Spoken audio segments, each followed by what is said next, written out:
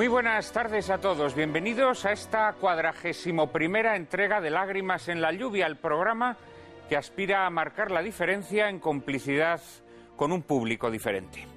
Iniciamos hoy la segunda temporada de Lágrimas con el mismo ánimo y el mismo propósito con el que hace un año ya poníamos en marcha esta singular singladura: aportar razones y argumentos para hacer viable una aproximación a los grandes asuntos de nuestro tiempo desde presupuestos distintos a los establecidos, de modo que nuestros espectadores puedan considerar tales asuntos desde sus raíces primeras, en vez de ahogarse en la confusión en la que el rifirrafe ideológico nos pretende sumergir, poniendo trono a las causas y cadalso a las consecuencias. Y seguiremos haciéndolo en compañía de los mejores colaboradores y con la ayuda de una película que nos ayude a ilustrar el coloquio que cada semana les proponemos. Ojalá ustedes, queridos espectadores, sigan acompañándonos en nuestro esfuerzo como lo hicieron la temporada pasada. Esa será para nosotros la más alta recompensa. Estrenamos esta segunda temporada de Lágrimas en la lluvia con una aproximación a algunas de las mentiras más flagrantes y, sin embargo, mayoritariamente aceptadas de la historia. Decía Cicerón que la primera ley de la historia es no atreverse a decir nada falso. La segunda, atreverse a decir todo lo que es cierto. Y la tercera, evitar aun la sospecha de odio o de favor. Pero hasta el propio Cicerón, como luego tendremos ocasión de comprobar, faltó a estas tres reglas de oro. La misión del historiador no es ser acusador ni juez del pasado, sino esforzarse pacientemente por comprenderlo con la máxima penetración y amplitud, para delinear un cuadro histórico lo más fiel posible a la verdad de los hechos.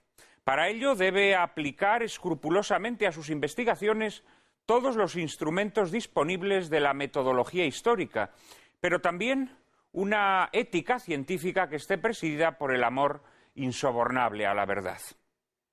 Tal ética exige que el historiador no aplique al pasado criterios y valores propios de nuestro tiempo. Exige que el historiador se esfuerce por remontarse al contexto sociocultural de la época que pretende alumbrar para comprender lo que sucedió a la luz de las motivaciones y circunstancias propias del período analizado. Y exige, en fin, que el historiador no actúe al servicio de construcciones ideológicas que tratan de modelar a su conveniencia el pasado. El problema empieza cuando tales construcciones ideológicas se convierten en una forma de fe, llámese liberalismo, marxismo, democracia, progreso o como se quiera. E inevitablemente, cuando la historia se convierte en instrumento de la religión del hombre que aspira a ser Dios, el enemigo a batir termina siendo siempre la religión del Dios hecho hombre. Esto es el cristianismo. Y en su afán por denigrar esa religión, el mal historiador no vacilará en decir falsedades, en ocultar certezas y en dejarse arrastrar por el odio o el favor. La leyenda negra que envuelve muchos episodios de la historia española, a la que ya dedicamos un programa en Lágrimas en la lluvia, es quizá el ejemplo paradigmático de esta forma de manipulación histórica. Pero son muchas las mentiras de la historia que, apañadas por historiadores sin escrúpulos, que no servían a la verdad, sino a sórdidos intereses ideológicos, se han incorporado al acervo popular, determinando una visión del pasado que favorece la ingeniería social. Y tales manipulaciones han arraigado tanto en el inconsciente colectivo que desmentirlas se ha convertido en una arriesgada, casi suicida forma de heroísmo. Algunas de esas manipulaciones trataremos de denunciarlas hoy en compañía de Luis Alberto de Cuenca, Andrés Gambra, Javier Paredes y Pablo Hispán. Les prometo un coloquio formidable, pero antes, como siempre, María Cárcava les anticipa la película que lo ilustrará. Muy buenas tardes, Juan Manuel, y muy buenas tardes a todos ustedes. Arrancamos esta segunda temporada invitándoles a que se queden con nosotros para ver un film que para muchos es la obra más redonda de John Ford. Nos referimos a El hombre que mató a Liberty Balance, cinta estrenada en 1962 y el penúltimo western que dirigió el maestro. La historia de esta melancólica balada se inspiró en la obra de la escritora Dorothy Johnson, que adaptaron magistralmente para la gran pantalla James Warner Bella y Willis Goldbeck. Mucho tiene que ver con el halo de nostalgia que desprende todo el film, el entendimiento entre el alma de Ford y la captación formal de la misma que supieron trasladar al espectador el director de fotografía William H. Clothier y el compositor Cyril Mockridge. Esta es la tercera película que emitimos de John Ford en Lágrimas en la lluvia, y para quienes no nos hayan visto anteriormente, haremos hincapié en el peculiarísimo modo de trabajar de este director que convertía a sus colaboradores en una suerte de familia. De ahí que Ford decidiera contar por última vez con su actor fetiche, el intérprete que mejor se adaptó a las insaciables exigencias del director a lo largo de algo más de 2 décadas. Se trata, por supuesto, del duque John Wayne, que en esta ocasión se mete en la piel del viril, respetado y honrado ganadero Tom Doniphan. Comparten protagonismo con Wayne James Stewart en el papel del senador y abogado Ramson Stoddard, Vera Miles como su esposa Hayley y Lee Marvin, que encarnará al forajido Liberty Balance. Secundarios de excepción realzan el excelente trabajo interpretativo de los protagonistas. Por ello, no podemos dejar de mencionar a Woody Strode como el fiel ayudante de Doniphan, Edmond O'Brien, Andy Devine, John Carradine o Lee Van Cleef. En atención a quienes no hayan visto todavía esta joya del séptimo arte, no desvelaremos su trama, pero sí apuntaremos que Ford revisa en esta obra de madurez el género que él mismo llegó a caracterizar, elaborando una obra intimísima e intimista muy alejada de los espacios abiertos de Monument Valley que lo hicieron famoso, en la que comenzamos a percibir que las pistolas van dejando de ser la ley imperante en el oeste y cómo la leyenda, tan injusta con los héroes en la sombra, se sobrepone con frecuencia a la verdad histórica de los hechos. Si la leyenda es mejor que la verdad, escribamos la leyenda, le dice el periodista al senador Stoddard cuando descubre que el hecho heroico que desencadenó su fulgurante carrera política no fue exactamente como se recuerda. Como ocurre en otras grandes obras suyas, John Ford mantiene en El hombre que mató a Liberty Balance una posición ambivalente. Por una parte, parece decirnos que si la comunidad se beneficia del sacrificio de alguien, entonces la leyenda debe prevalecer sobre la verdad. Pero al mismo tiempo, al pintar al idealista Stoddard convertido en un político charlatán y a su esposa Hayley, añorante del recio Tom Doniphan, que le regalaba flores de cactus, nos ofrece el envés devastador y sombrío de las leyendas que crecen sobre el cadáver podrido de una mentira. El hombre que mató a Liberty Balance fue la última obra maestra de Ford, convertido para entonces en un anciano gruñón y achacoso. El tono nostálgico de la película se corresponde en buena medida con el tono anímico de su director, que en películas anteriores se había dedicado a retratar personajes que habían ascendido a la categoría de mitos y que aquí se dedica más bien a deconstruir esos mitos, entonando una elegía en torno a la figura de Doniphan, que es el tipo de hombre necesario para dominar las tierras salvajes, pero también el tipo de hombre que acaba siendo expulsado de la civilización que él mismo ha ayudado a crear. Como ocurre en muchas otras películas de Ford, el hombre que mató a Liberty Balance reflexiona sobre la necesidad de sacrificar la voluntad personal por el bien de la comunidad. Pero se atreve a preguntar, mediante una hermosísima y melancólica secuencia final, si el sacrificio personal no es a veces un precio excesivo e injusto. Ford exigió a los productores de la película rodar en blanco y negro, pues deseaba hacer un western de interiores, en una época en la que rodar en color era casi obligatorio. Y como casi siempre, logró salirse con la suya. El hombre que mató a Liberty Balance se beneficia de la elección, añadiendo complejidad e intimismo a un western crepuscular que, en contraste con grandiosas sinfonías como Fort Apache, que ya proyectamos aquí, o Centauros del Desierto, conviene verla como si de una serena y delicada pieza de cámara se tratase. Que ustedes la disfruten.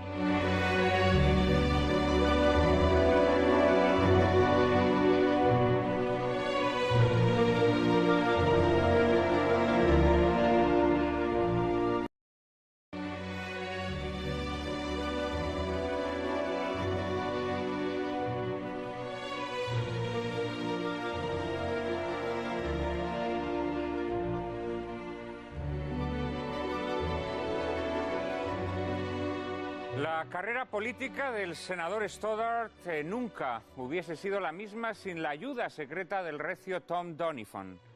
Y la trayectoria de Lágrimas en la lluvia tampoco sería la misma sin la ayuda de nuestros espectadores que nos ayudan a mejorar cada semana. Solo que nosotros no deseamos que esa ayuda sea secreta, sino que queremos proclamarla a los cuatro vientos. Por eso seguimos pidiéndoles que nos hagan llegar sus propuestas y sugerencias a la dirección de correo electrónico que hemos dispuesto a tal efecto.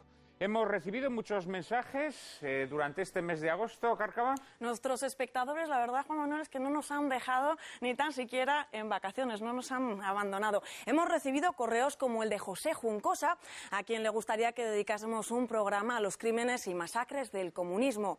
José Manuel López nos propone abordar el tema de la existencia del infierno y del demonio y nos pregunta si su existencia es contraria a un Dios que es amor y misericordia.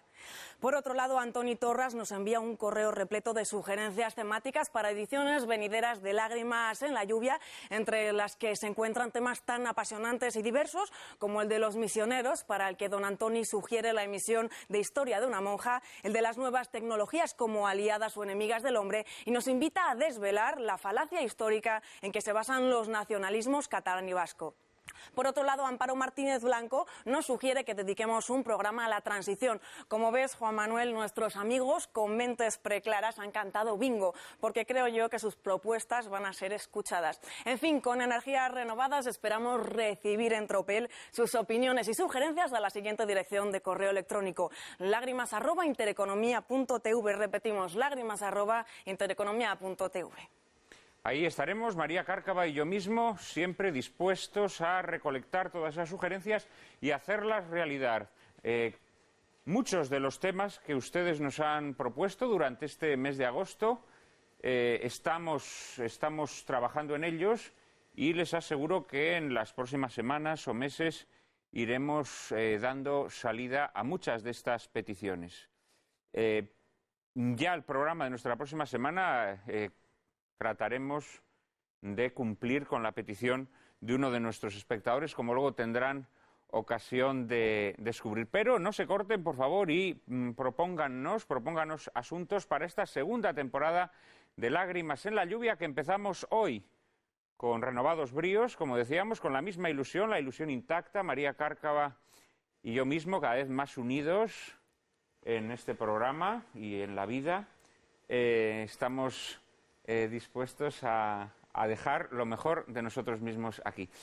Como estoy seguro que lo están también nuestros invitados de esta tarde.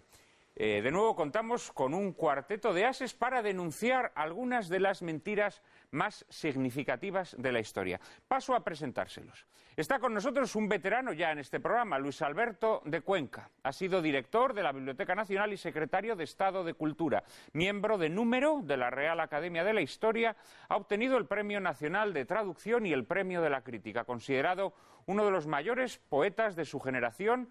Entre sus poemarios merecen destacarse La caja de plata, El hacha y la rosa, Sin miedo ni esperanza o el más reciente, El reino blanco. De su amor por la historia son muestras sus ensayos, reunidos en volúmenes como Necesidad del mito o El héroe y sus máscaras. Muy buenas tardes, Luis Alberto. Buenas tardes, Juan Manuel. Encantado siempre de estar aquí contigo. Gracias por estar con nosotros estrenando esta segunda temporada de Lágrimas en la lluvia. Y gracias también a otro veterano de este programa, que ya hacía cierto tiempo que no visitaba el plató de Lágrimas en la lluvia. Me refiero a Andrés Gambra. Es profesor titular de Historia del Derecho y secretario general de la Universidad Rey Juan Carlos. Ha sido también durante años catedrático de Historia de Enseñanza Media.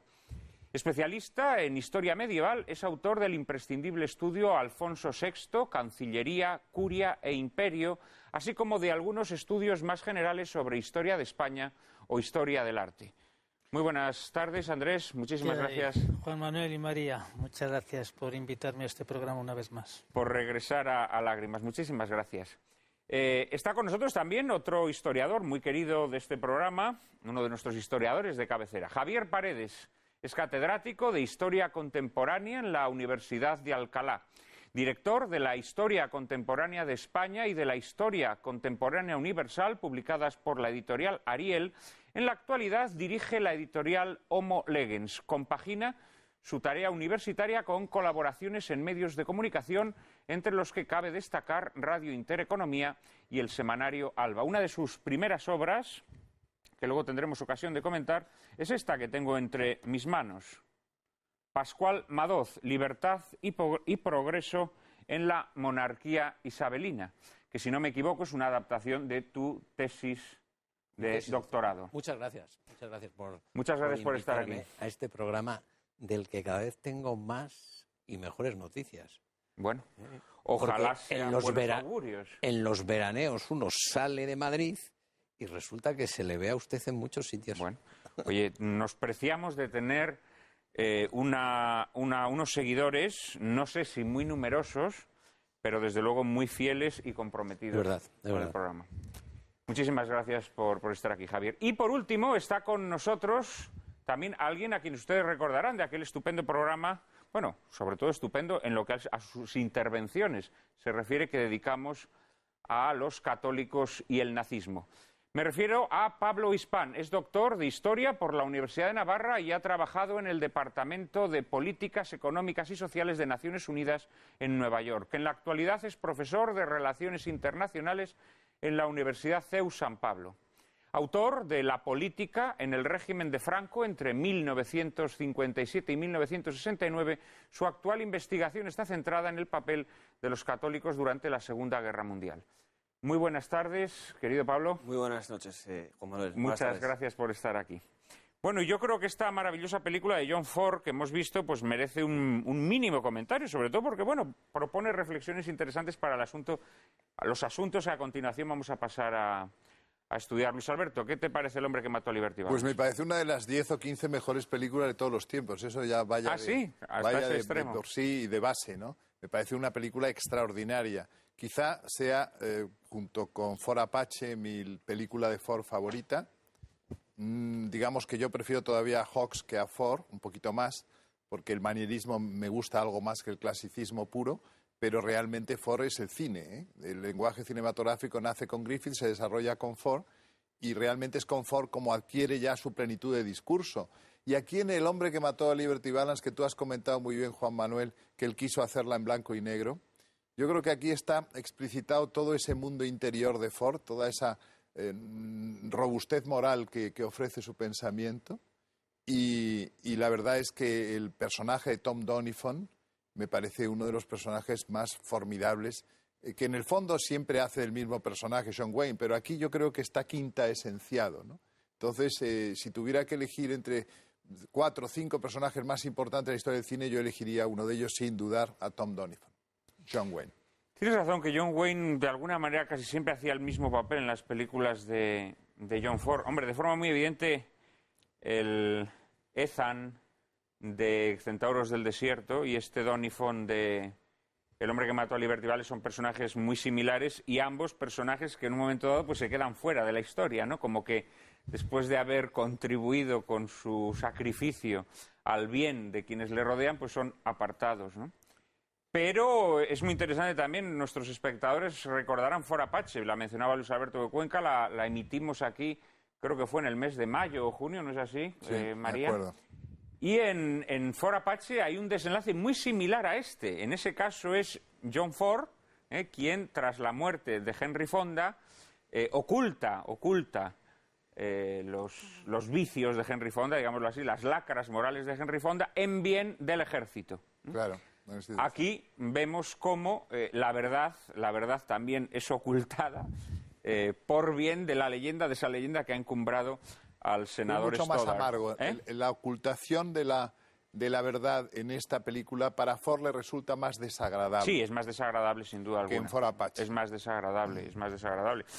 Y además, hombre, la película, que tiene un final bellísimo, al final nos damos cuenta que James Stewart, aparte que ya no es el James Stewart, el Stoddard de la juventud, ¿no? De la cocina, sobre todo. Ya no es aquel hombre lleno de ideales, aquel hombre... Pero es que realmente no es un western esta película. O sea, el western es una excusa. Esto es una reflexión que hace Ford sobre la sociedad contemporánea, en el que aparece la comunidad política, el sentido de la democracia, la defensa de los débiles frente a los poderosos, el papel de la prensa, muchas veces patética, pero en el fondo necesaria y heroica en ocasiones. Incluso hay una reflexión sobre los clásicos. El discurso de San Crispín, del día de San Crispín de Shakespeare, pues lo utiliza. Sí, Enrique V. ¿Cómo? De Enrique V. De Enrique V, en clave un poco valleinclanesca, pero también aparece. Es decir, yo creo que es un decorado de cartón piedra sobre una reflexión del mundo que nos rodea, la visión que quiso dejar. Es cierto, porque, por ejemplo, Liberty Balance, en lugar de ser un outlaw típico de los westerns, podía ser un mafioso. Sí. Y podía ser perfectamente un ambiente Chicago año 30 o Nueva York año 20, ¿entiendes? O sea, en ese sentido estoy totalmente de acuerdo que es una reflexión muy atinada. Sí, pero no a la verdad. El western muchas veces tiene la visión como de que el western pues es una cosa... son películas que tratan sobre vaqueros. El western son películas... Bueno, eso es verdad también. Que tratan los grandes temas humanos con señores que van vestidos de vaqueros. Quiero decir que los grandes westerns son pues como las obras de Shakespeare. Quiero decir que... Pero Los Centauros del Desierto, por ejemplo, por citar una película que has citado tú antes, es una película que tiene que desarrollarse en un determinado medio paisajístico, etcétera, ¿no? O geográfico. Sin embargo, esta es intercambiable. Bueno, esta tiene uno de los grandes temas del western, que es el conflicto entre los ganaderos y los... Eso es verdad, sí. Que se establecen pero yo creo, es verdad que... Los que fundan las ciudades, ¿no? Sí, que ese fue un conflicto muy en ganaderos las nuevas y tierras. Es una película, de todas formas, que encaja muy bien con el tema de las grandes mentiras históricas. En este caso, con un planteamiento, en realidad, de fondo mucho más optimista, porque aquí los dos personajes, a fin de cuentas, son dos personajes generosos, ¿no? Que cada uno de ellos contribuye a su manera, positiva o negativa, en el desarrollo de una mentira. Las mentiras históricas a veces se construyen de forma parecida, generalmente menos generosa y menos inocente que en este caso. Hay un personaje ahí precioso en la película que es el del periodista Edmund O'Brien, ¿no? Edmund O'Brien, íntimo amigo de John Ford. Íntimo amigo de John Ford. Y que lo hace, y con el que logra generar John Ford uno de esos magníficos personajes secundarios que se comen la cámara casi, ¿no? Por lo menos a mí me ha parecido extraordinario, con ese tono shakespeariano, ¿no? Que de alguna manera pues juega con el drama de la película, la verdad, la mentira, la grandeza de los ideales políticos y el papel del periodismo, que le confiere un sentido entre dramático e irónico que me parece uno de los aspectos más artísticos de la película y mejor logrados. Quizá, Juan Manuel, el hecho de que sea una obra maestra, como lo es, hace que cada uno veamos esta película desde una óptica muy profunda y entonces a uno nos parece que es un western, a otro que no es un western, a otro que... Pero... las obras maestras hablan al corazón del hombre, de cada hombre, y cada hombre las hace suyas. A la naturaleza humana. Claro, hace una lectura. Y en esto engancha perfectamente con la historia. Es decir, claro, es que el objeto de la historia, que es el objeto de esa película, es el estudio de los actos humanos. Entonces, la historia toca a la naturaleza humana. Y en esta película se está tocando a la naturaleza humana. Una naturaleza humana que en sus puntos esenciales es invariable e igual desde Adán y Eva. Es decir, nuestros primeros padres bebían el agua por debajo de la nariz exactamente igual que nosotros. Amaban, odiaban, pecaban y eran virtuosos. Entonces, la obra maestra va ahí. Y por eso, yo que la he visto en clave de historiador, hacías tu referencia a ese final bellísimo, me parece que es cuando el tren se va, y la frase de todo es poco, más o menos, no sé cómo es la frase exacta, todo es poco para cuando le pide al revisor, todo es poco para el hombre que mató a Liberty Balance. Bueno, ¿cuál es el problema que padecemos en la historia desde hace unas cuantas décadas, por lo menos 60, 70, desde que se implanta la escuela de Anal? Pues la tergiversación de la historia.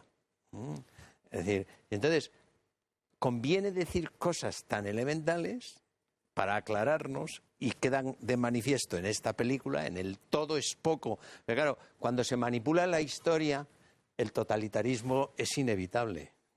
Todo es poco para el hombre que mató a Liberty Balance. Todo es poco para el que nos saque de la crisis. Todo es poco. Renuncie usted a sus principios para que nos saquen de esta crisis económica, porque todo es poco para el que mate al Liberty Balance, porque el Liberty Balance puede ser en cada momento, y por eso el historiador conviene que en este momento, y con esto ya no me enrollo más, diga cuál es el fin de la historia. Oiga, el fin de la historia no es el engrandecimiento del Estado, ni tampoco, como decía un viejo maestro de Pablo, al que yo conocí, el fortalecimiento del sindicato. Ni siquiera el fin de la historia es la unidad del partido. El fin de la historia es que el hombre sea plenamente hombre, que vuelva a Dios, que sea santo. Ese es el fin de la historia. Y entonces lo que hay que hacer con el Estado, con el partido y con el sindicato y con la empresa y con la cátedra y con lo que usted quiera, si no sirve a eso, es modificarlo o destruirlo. O sea, no al revés. Y lo que estamos haciendo ahora es al revés. Seguimos diciendo que todo es poco para el hombre que mató a Liberty Balance. Es decir, a esa mentira histórica que ha encumbrado a ese político y que al final resulta que tampoco ha matado a Liberty Balance. Sí, sacrificamos al hombre, digamos, para tratar de robustecer el Estado, el sindicato o cualquier otro instrumento. Sobre esta película lo que es muy interesante es asistimos en vivo y en directo a la gestación de una leyenda falsa. Probablemente muchas de las leyendas que comparten los pueblos y que tienen un mismo espíritu popular, como decían los románticos alemanes, son también falsas. ¿Qué más da? Pero de alguna manera es increíble hasta qué punto Ford se sitúa justamente en el nacimiento de una determinada leyenda absolutamente apócrifa, ¿no? Y pues sobre esas falsedades de la historia vamos a hablar hoy, sobre algunas de esas falsedades de la historia. Vamos a tratar de poner un poco de luz, vamos a intentar arrojar un poco de luz y descubrir quiénes fueron los verdaderos héroes y los verdaderos villanos de la historia. María Cárcava nos introduce en el primero de los asuntos que vamos a tratar hoy, que es el de la conjura de Catilina. Habrán oído ustedes hablar con frecuencia de ella, sobre todo si han leído a Cicerón o a Salustio. María Cárcava nos dice quién fue Catilina. Lucio Sergio Catilina ha pasado a formar parte de la historia universal como uno de sus personajes más controvertidos y execrados. De sangre patricia y con carrera como político romano, Catilina llegó a suceder como cuestor a su admirado Lucio Sila y ejerció como pretor e incluso como propretor de la provincia de África. Tras varias acusaciones en su contra, le fue denegada la posibilidad de aspirar al consulado justamente cuando su rival, el gran orador Marco Tulio Cicerón, accedía a la magistratura. Catilina, según nos cuentan sus rivales, se conjuró entonces para desestabilizar los cimientos temblorosos de la República.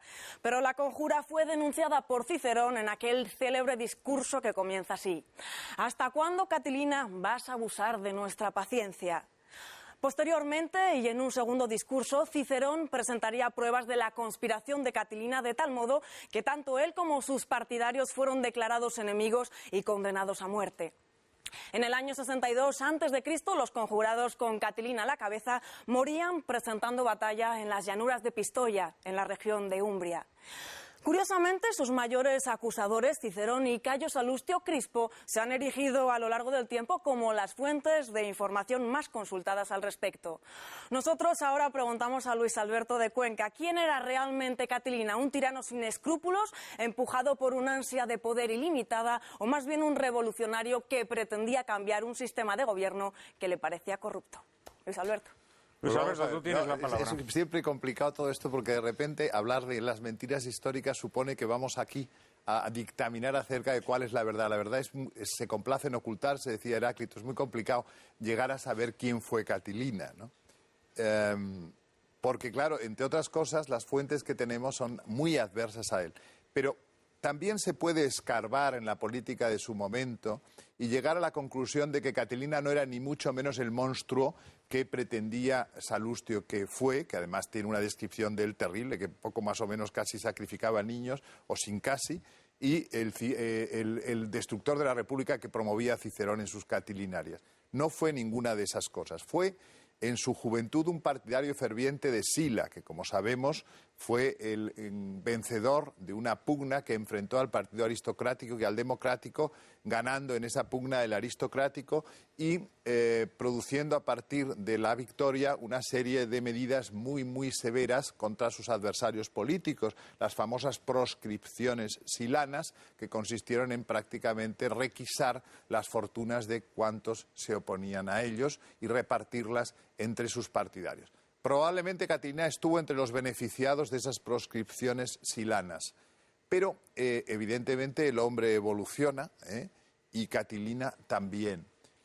Pompeyo empieza a llevar a la República a un callejón sin salida que solo podía tener un final más o menos apocalíptico. Y sin embargo, la corriente, diríamos, democrática iba por otro lado. Una corriente democrática que he hecho mal quizá en tildarla de ese apellido, porque era más bien populista que democrática. Entre otras cosas, a Catilina lo reivindican mucho los fascismos del siglo XX, ¿no? Quiero decir, los socialismos nacionalistas, no los socialismos no nacionalistas. De modo que aquí tengo una novela que le voy a regalar a mi amigo Juan Manuel de Prada después, porque tengo 2 ejemplares, hay que decirlo todo, que es Catilina, una ficha política de Ángel María Pascual, un navarro que murió a los 36 años, antes de tiempo, en el año 48, un falangista navarro extraordinario, escritor, y que tiene una maravillosa novela sobre Catilina en la que hace un canto verdaderamente exacerbado en honor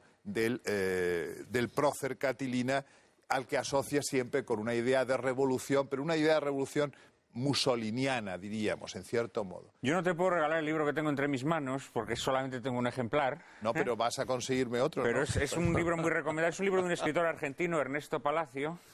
Se titula así, Catilina, una revolución contra la plutocracia en Roma. Hombre, ciertamente hay muchas cosas sobre Catilina que no podemos saber. En cambio, sí podemos saber que sus detractores, en especial Salustio y Cicerón, dicen mentiras sobre él, ¿no? Es decir, esos crímenes que le atribuyen son absolutamente tan ridículos, execrables, tan repulsivos, que es imposible que Catilina hubiese logrado, como el propio Cicerón reconoce en uno de sus discursos, el apoyo de la mejor juventud de Roma. Es decir, es que Cicerón era amigo de Catilina antes. Sí, lo apoyó sí. Cuando los partidarios de Sila pasaron por el juzgado, diríamos, Cicerón apoyó a Catilina. Pero luego, cuando se opuso a él en el consulado, 2 veces optó al consulado Catilina, las dos sin éxito. La segunda fue derrotado por Cicerón. Y ahí fue cuando Cicerón ya le dio stop a partir de ese momento. Pero es curioso cómo, por ejemplo, hay alguna medida que sí sabemos fehacientemente que apoyó Catilina y que es muy importante, es el fin del encarcelamiento por deudas. Las famosas tabulae novae, que significaba que se hicieran absoluta borrón y cuenta nueva al respecto de los encarcelados por deudas, y que las deudas, eso es muy moderno, no encarcelar a la gente por deudas, esto realmente es casi del siglo XIX prácticamente. En este libro que comentaba de Ernesto Palacio, la tesis que se sostiene es que Catilina, que representaba esa aristocracia troyana, es decir, los que tenían línea directa con los fundadores de Roma. Catilina era descendiente de un amigo de Eneas. Esta aristocracia que había sido apartada por una plutocracia corrupta, que era la plutocracia de Roma, de la capital, digamos así, que habían desarrollado, digamos, unos lazos, unas redes clientelares, podríamos decir hoy, ¿no? Que tenían a la gente satisfecha, es decir, tenían a la gente subvencionada, digamos, a los urbanitas, sobre todo a los urbanitas, a los habitantes de la urbs. Y entonces surge entre la aristocracia rural, digámoslo así, ¿no?, un deseo de volver a las viejas virtudes romanas, a las viejas virtudes republicanas, y aplastar a esta plutocracia que se está enriqueciendo, que está chupando la burguesía, como si dijéramos, en cierto. Sí, pero una burguesía que al mismo tiempo alimenta a la plebe, digámoslo así, echándole carnazas, ¿no? Carnazas de todo tipo, ¿no? Y entonces Ernesto Palacio, y sospecho que también Pascual, lo que reivindican su figura precisamente es la de un revolucionario, no en el sentido de romper con un orden, sino un revolucionario que quiere restaurar el orden de las viejas virtudes republicanas y acabar con toda... Por ejemplo, cuando le proponen que se apoye en rebeliones de esclavos tipo, por ejemplo, la de Espartaco, él dice rotundamente que no. No quiere tampoco, diríamos, hacer demagogia a cuenta de su revolución. Entonces, para él los esclavos siguen manteniendo el orden que debe mantener una sociedad arcaica. Entonces eso es curioso, ¿no? Era un populista, pero sin esclavos, ¿no? Él representa una línea que va a estar viva a lo largo de toda la historia del Imperio Romano, es decir, desde el momento en el que se produce la gran expansión sobre la cuenca mediterránea y se transforma la configuración social de aquella primitiva república de ciudadanos, esa reivindicación de un retorno hacia aquella pureza primitiva es el espíritu que animará, por ejemplo, pues al propio Catón, ¿no?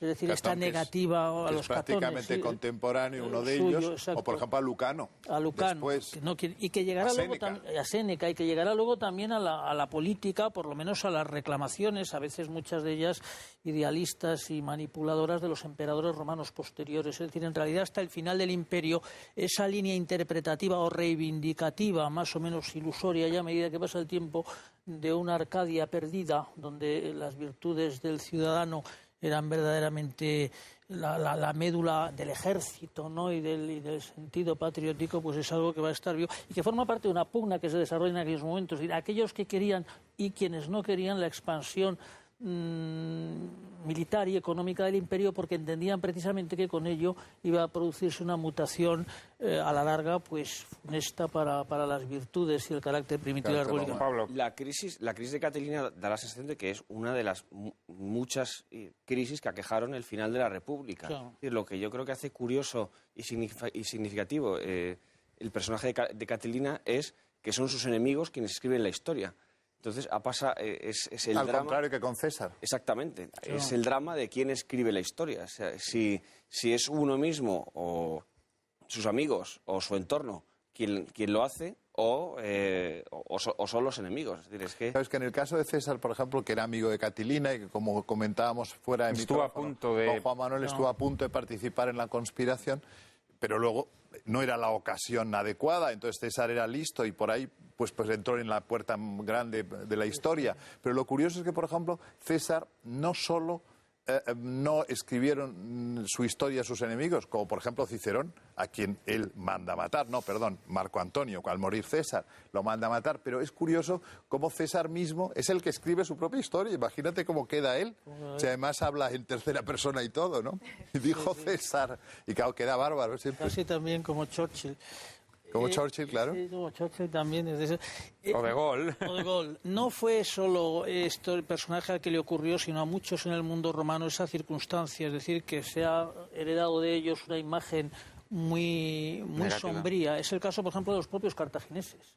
Cartago es una civilización, el propio Aníbal, toda esta gente de la que se ha conservado una visión lóbrega. Y nos han vendido una visión de asesinos de niños solos. Asesinos de niños también, efectivamente. Bueno, sacrificaban a Moloch, ¿eh? Sacrificaban a Moloch. Pero en época de Aníbal ya no. En época de Aníbal probablemente no. Y además Aníbal era un imitador de Alejandro. Es complejo. No se trata de, ni pretendo aquí, Dios me libre, de hacer una reivindicación de los cartagineses, pero sí es verdad que la historia... Permitimos que la hagas en un próximo programa. Pero sí es verdad que le pasó lo mismo que a Catilina, es decir, que les pasó, su imagen ha sido la transmitida por unos historiadores romanos.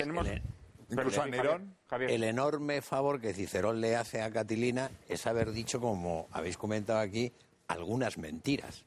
Porque claro, si dice algunas mentiras, podemos sospechar que todo lo que dice es mentira. Claro, o sea que sí, sobre todo realmente Salustio, por parte de Cicerón es poco inteligente. Bueno, Cicerón lo que pasa es que era un hombre al servicio de las oligarquías, digámoslo así. Era un hombre del sistema. Era un hombre del sistema. Es decir, al final... Cicerón lo que hace es defender los intereses de esa plutocracia que está instalada, ¿no? También en este libro de Ernesto Palacio hay un capítulo interesantísimo, muy dedicado a los males que para la República, que para el Estado, que para la sociedad es el aplastamiento de la juventud. Catilina, sobre todo, sus seguidores eran jóvenes. Eran jóvenes que estaban descontentos con esa plutocracia que lo gobernaba todo, que tenía los puestos de poder, que tenía el dinero, que tenía las influencias sociales, etcétera, etcétera. Y de alguna manera, mientras yo leía ese capítulo, pienso que la sociedad actual tiene cierto parecido con esta...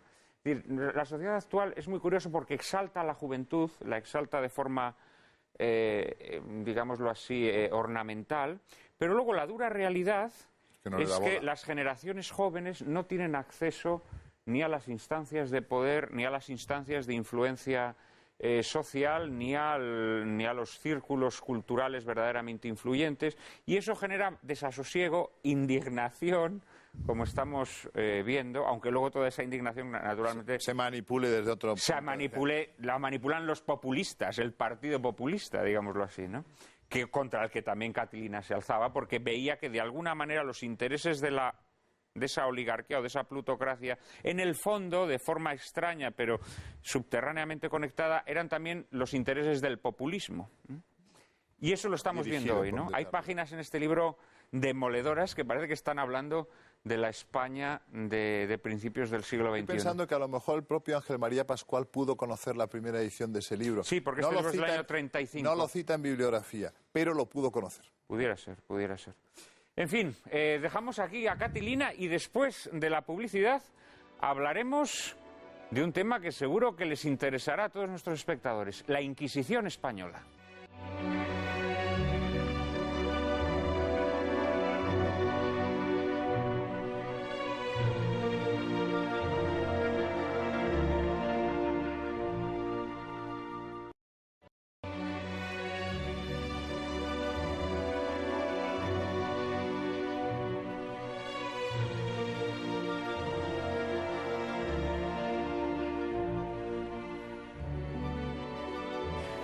Vamos, en efecto, a hablar de la Inquisición, uno de los bomboncitos de la leyenda negra, una de las alusiones recurrentes entre quienes desean denigrar a la Iglesia Católica o desean denigrar la historia de España. Sobre la Inquisición ha editado un libro la editorial Homolegues, dirigida por Javier Paredes, titulado Inquisición y confianza, escrito por José Carlos Martín de la Hoz, a quien nuestros espectadores recordarán porque participó en el programa que dedicamos al Apocalipsis, el Apocalipsis de San Juan. José Carlos Martín de la Hoz en este libro prueba a desmentir algunos de los tópicos y falsificaciones en torno a la Inquisición, y más concretamente la Inquisición española. María Cárcava nos introduce en el asunto. La organización de la Inquisición medieval europea fue el resultado de un larguísimo proceso que comenzó con Lucio III, continuó durante el pontificado de Inocencio III y alcanzó su perfeccionamiento gracias a Gregorio IX, quien a través de 3 diferentes bulas la dotó de estructura. La Inquisición o Santo Oficio fue, al igual que la mayor parte de las instituciones de la Edad Media, un instrumento destinado a la defensa de la fe y de la sociedad ante la propagación de doctrinas heréticas. En el caso de nuestro país, los reyes católicos apostaron por la unidad religiosa como cimiento de la unidad territorial, como ocurría en el resto de naciones europeas. El 1 de noviembre de 1478 obtuvieron del Papa Sixto IV una bula que les autorizaba a establecer el Tribunal del Santo Oficio de la Inquisición, con el fin de proteger la fe mediante la persecución de falsos conversos que, siendo nominalmente cristianos, practicaban en secreto otros ritos. La labor de la Inquisición se prolongó en el tiempo durante 3 siglos y medio, en los que para algunos se escribió las páginas más negras y ominosas de nuestra historia. Una historia repleta de abusos de poder, extralimitaciones, represión, torturas, tormentos, difamaciones y brujerías a fuego lento. Pero recordemos de nuevo la frase que decían los periodistas al senador Stoddard en El hombre que mató a Liberty Balance. Si la leyenda es mejor que la verdad, escribamos la leyenda. Andrés Gambra, ¿qué es realidad y qué leyenda en torno a la Inquisición? Gracias, María.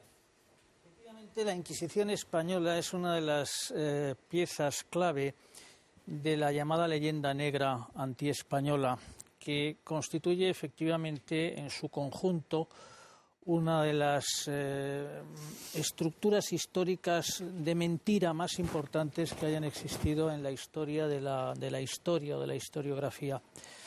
La leyenda negra de ella, dijo Pierre Chonu, que era un arma cínica en una guerra psicológica. Efectivamente, el Imperio español ha alcanzado a comienzos del siglo XVI su mejor momento está en trance de expansión, tiene que defenderse y actuar en numerosos frentes y, entre otras cosas, está muy importante, se está defendiendo el catolicismo frente al protestantismo. En ese momento se va a desencadenar una tremenda ofensiva, que efectivamente será una ofensiva publicista de carácter psicológico tendente a desacreditar a España. Y en ese deseo se recurrirá a argumentos que, como dice Chonu, son cínicos, porque se le va a imputar a España responsabilidades o actuaciones de las que precisamente su modo de plantear las cosas, el español, había sido mucho más razonable, legítimo y justo que el que practicaban aquellos que se estaban convirtiendo en sus decididos detractores, ya fueran holandeses, franceses o ingleses. En el contexto de esa leyenda negra, la Inquisición va a ser uno de los temas más importantes y que va a obtener un mayor éxito, sin duda. Se inició muy tempranamente. Hay algún español que interviene en la formación de este mito, concretamente un personaje poco conocido, pero que tuvo un significado nada desdeñable, que se llamó Reinaldo González Montes o Montano, que efectivamente elaboró un alegato de denuncia contra la Inquisición, acumulando contra ella una enorme cantidad de falsedades y exageraciones. En realidad era el caso de un hereje español que había colaborado con la Inquisición y decidió exiliarse y se convirtió en un mercenario al servicio de Guillermo de Orange. A partir de ese momento, claro, ahí encontraron un filón muy importante los enemigos de España, Richelieu, entre otros, lo mismo que Guillermo de Orange. Los monarcas ingleses subvencionaron a escritores e historiadores que durante una larga etapa acumularon una serie interminable de dicterios en contra de España y de la Inquisición.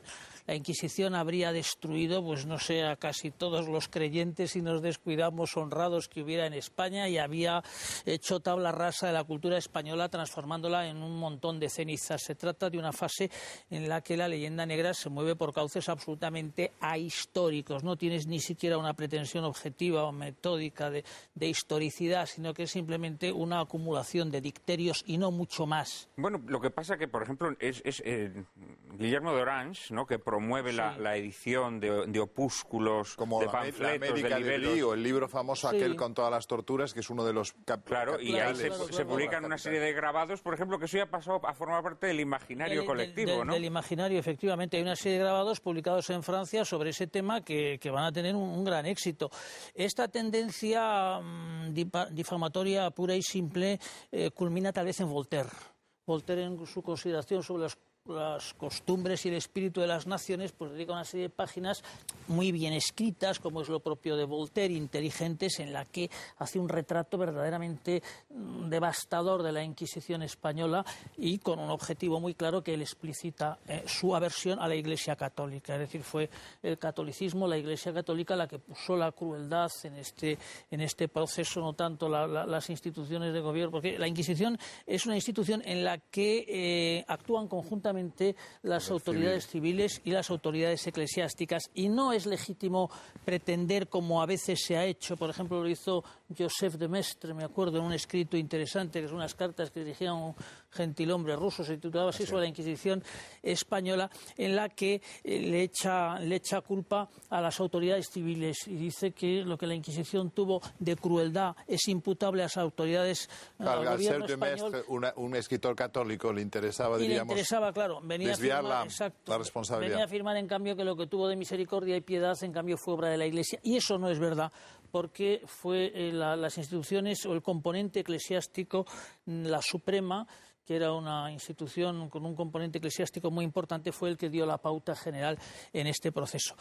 Es interesante señalar que el momento en el que esta polémica antiinquisitorial adquiere su dimensión histórica más ambiciosa es precisamente a finales ya del siglo XVIII, ¿verdad?, comienzos del siglo XX, en el contexto de las guerras napoleónicas, la Revolución Francesa y las guerras napoleónicas, y muy específicamente en la época de Cádiz, ¿no?, en torno a la Revolución Liberal Española. pudiendo observarse que a este respecto se dan la mano los liberales gaditanos y los afrancesados, que coinciden plenamente en este modo de plantear lo que fue el pasado de la historia española, los fundamentos de la leyenda negra y el tema inquisitorial, y todos ellos, unos y otros, en un bando y otro de la guerra, están de acuerdo en maltratar a esa historia española y maltratar a la Inquisición. Es entonces, perdona, sí, recordar este dato, sí, Llorente, la figura de Juan Antonio Llorente. La historia de la Inquisición de Llorente. Es, claro, es el autor de una historia crítica de la Inquisición, que va a ser una pieza en la que la polémica antiinquisitorial adquiere ya una dimensión histórica más ambiciosa. Perdona. No, quería decirte que hoy el analfabeto odierno, el analfabeto de hoy, ¿no? Tiene una serie de, digamos, ¿cómo podríamos llamarlo? De clichés, sí, sobre la Inquisición. O de casi como, digamos, de argumentos reflejos, ¿no? Que no son argumentos, ¿no? Que son como impromptus que le entran, ¿no? A la hora de calificar, pues, las grandes enormidades de la historia, ¿no?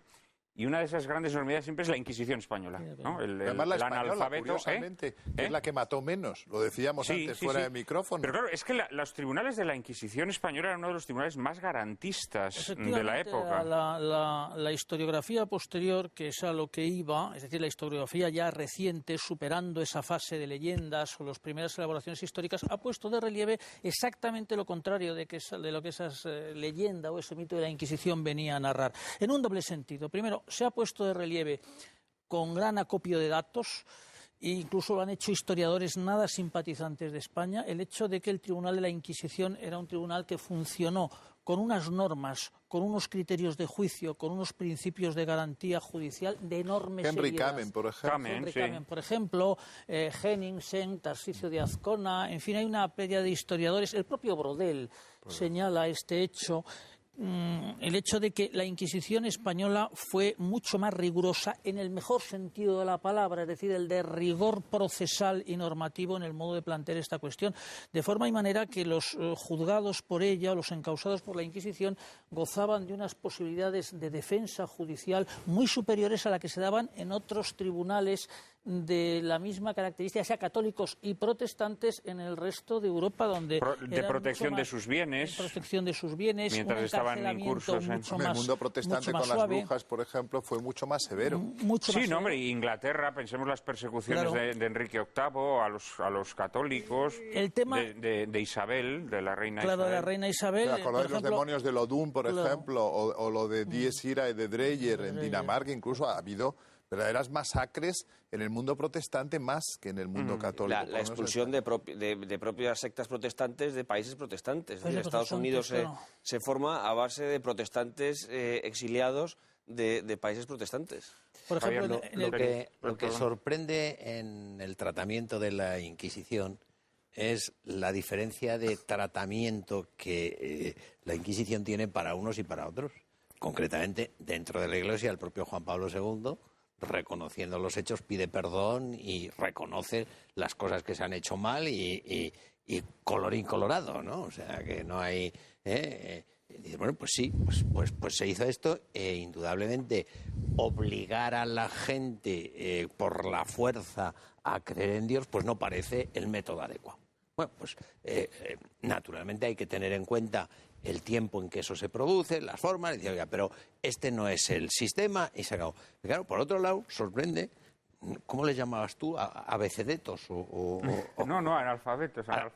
Bueno, pues yo les llamo a esos abecedetos. Bueno, hay un abecedeto en Roma, ya que hemos hablado de España, que es guía turístico, que algunos amigos míos se lo han encontrado reiteradamente, ¿no?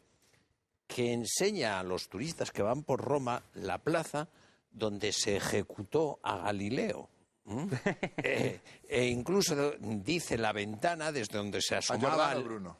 A Giordano Bruno, ¿no? No, a Galileo, al que murió en la cama. Lo confundirá probablemente con Giordano Bruno. No, al que murió en la cama. No, pero a Galileo, que murió en la cama, en su casa. Claro. Giordano Bruno es en la Piazza Bueno, dei Fiori, pues hay un ¿no? guía Sí, dei actual, Fiori, sí. hay un guía actual que enseña a los turistas de Roma la plaza donde se Fue donde ajusticiado fue Galileo. ajusticiado, con la ventana donde el Papa se asomaba, y todos como doctrinos. Hay bueno, que ver hay que ver que cómo se Pobre llama Galileo. No, antes mencionábamos que el Tribunal de la Inquisición Española fue el tribunal más garantista de su época y también podríamos decir, sin mentir, sino diciendo realmente la verdad, que el Tribunal de la Inquisición, si comparamos el número de ejecuciones del Tribunal de la Inquisición con cualquier tribunal de jurisdicción civil que en aquel momento desarrollaba su labor en... Los estudios que se han realizado más recientemente, especialmente, bueno, también Henry Kamen ha contribuido a ello, Tarsicio de Azcona, el nórdico Henningsen, Gustav Henningsen, han puesto de relieve que precisamente se trata de unas cifras muy bajas. El número de ajusticiamientos. Cifras de pena capital, vamos. Claro, de pena capital. Y se pone de relieve que en el caso del conjunto de la monarquía española, Hasta 1833, vamos, hasta la abolición de la hasta la Inquisición. abolición no, hasta el siglo XVIII, porque ya en el siglo último, XVIII, ya no se mataban en el a partir de autillo 1700 de Olavide, ya que no es hubo más que tres. el autillo de Olavide tres es que se el- sepa tres nada más, autillos, o sea, tres autillos. Pero en el periodo que va de 1560 a 1700, la cifra viene a oscilar en torno a los 3,5, valga decirlo así, ajusticiados al año en toda la monarquía española, en el conjunto de la monarquía española, de América. siendo así que cualquiera de los numerosos tribunales civiles con los que tenía la corona española tiene una cifra muy superior por separado. Y solamente Que nuestros 3,5 espectadores se den cuenta que ajusticiados. cuando hablas de monarquía española estás hablando naturalmente Que llega de hasta nuestras América, posesiones nuestras en América. posesiones Era europeas, inmensa. etcétera. Ahora, una pregunta que te quería yo hacer, si me Sí. permite, Juan Manuel. Hay una cosa que a mí siempre me ha parecido desagradable de la Inquisición española en relación con otras Inquisiciones. Y es, y te pregunto a ti porque no sé si estoy bien informado, el que el denunciante pudiera ser anónimo. Esto a mí me desazona. Sí, el denunciante efectivamente... O sea, que no tuviera que dar un nombre y un apellido. Eso es complejo, pero es así. El Bueno, tú sabes que ahora se mismo man- también se pueden hacer denuncias También anónimas, ¿no? anónimas. Pues me parece fatal. No, pero... El denunciante se mantenía en el anonimato porque constó y hubo bastantes casos de venganzas por parte de los Por conversos. eso es por lo que- Exactamente. por Entonces, lo claro, que- la gente se iba a abstener, porque los conversos, los judeoconversos, es decir, los falsos conversos judíos, eran muy poderosos. Y cuando hubo denuncias, se supo de varios Luego había- casos en el que había el denunciante venganzas. fue Sí, pero objeto de de todas maneras, represalias. en Y el- que Mira, se eso recurrió nunca me lo habían no explicado No en cambio a lo que a veces se ha dicho también, que no se les decía cuáles eran las imputaciones, lo que no es así. Se les explicaba puntualmente cuáles eran las imputaciones de las que habían sido objeto y se daba la posibilidad de que presentaran un catálogo, todo lo dilatado que quisieran, el imputado, ¿verdad?, de los enemigos o posibles denunciantes que él creyera que podrían Para- tener algún claro. modo de interés de acusarle en falso. Y si coincidían, entonces Era a su favor, claro. era a su favor. Y además, esa clase de denunciantes eran objeto de unas revisiones muy sistemáticas. Es decir, se les colocaba en situaciones difíciles para obligarse o obligarles a ratificarse en su pronunciamiento. O sea que en ese sentido las Había mucho garantías que rigor. se mantenían eran extraordinarias y con un gran sentido de piedad. Es Una decir, de se las buscaba cosas que- lograr la exculpación. Eso es Una de, las sistemático. cosas, una de las cosas que a mí me sorprende de ese libro que has citado antes, de Martín de la Hoz, que es un estado de la cuestión, y que uno de los capítulos son los procesos, cómo se hacían los procesos, dice una cosa que es de cajón de madera de pino. Dice, oiga, es que la mente de los inquisidores no estaba esconder datos, dice, entre otras cosas porque gracias a que no escondieron datos hay abundantes legajos, documentación de la causa, y de su preocupación sí que era guardar y preservar la unidad católica de España. Y en ese sentido se preocupaba muy mucho de hacer, de acuerdo al protocolo existente entonces, las cosas como Dios manda. Y de hecho no se saltan ni un... Pero bueno, tú hablabas ahora de... En esos casos, ahora mismo hay una figura, y sí que se entiende muy bien en nuestro actual código, que es el testigo protegido en casos de narcotráfico y de terrorismo, del cual no se puede saber. Otra cosa es que las autoridades sí lo sepan, como entonces lo sabían, pero el público no puede saber de un testigo protegido ni el sexo. Es el testigo protegido número 5, número 7, número 8. Las autoridades entonces tampoco teóricamente lo sabían, ¿eh? Porque se depositaban las denuncias anónimamente. Cuidado. Pero las autoridades inquisitoriales sí lo sabían. Pues claro, usted se presenta con una acusación falsa contra un fulanito... No, pero se arrojaba en una especie como de buzón. Sí, pero como tú hicieras una acusación falsa y te pillaran haciendo... Eso sí, te pillaban, caía el pelo. Denuncias anónimas, soy como, vamos, anónimas, sí, que no se revele tu nombre, sí se pueden hacer. Si no me equivoco, en los delitos fiscales. Tú puedes denunciar delitos fiscales. Si tienes la noción de que una persona está defraudando al fisco, puedes denunciarla. Y luego, bueno, ya sabéis, la célebre ley que impulsaban, ¿no? Nuestra eximia ministra de Asuntos Sociales, ¿no? En donde se podía denunciar anónimamente a cualquier persona que supuestamente se le pudieran atribuir delitos de machismo o no sé qué, ¿no? Y además se abolía, se conculcaba la presunción de inocencia. Eso está ocurriendo en el siglo XXI. Me gustaría, ahora te doy la palabra, Pablo, me gustaría hacer una no corrección, sino aclaración de lo que dijiste antes en tu primera intervención sobre la Inquisición. Es decir, cuando dijiste, hombre, claro, a nadie nos parece bien que a la gente se le obligue a creer por decreto, ¿no? Esto es de nuestra fuerza. O a la fuerza. Esto desde nuestra perspectiva de hoy, naturalmente es indiscutible. Desde la perspectiva de la formación de los estados modernos, estamos yéndonos al siglo XV-XVI, ¿no? Que es la época en la que se forma el Tribunal de la Inquisición Española. Eso no se veía así. No, claro. Los estados consideraban que tenían que... La homogenización era importantísima, claro, la homogenización. Había que homogeneizar la sociedad y la sociedad se construía sobre una fe religiosa compartida por toda la sociedad. Y los monarcas católicos, los reyes católicos, consideraban que la única manera de construir ese estado era sobre...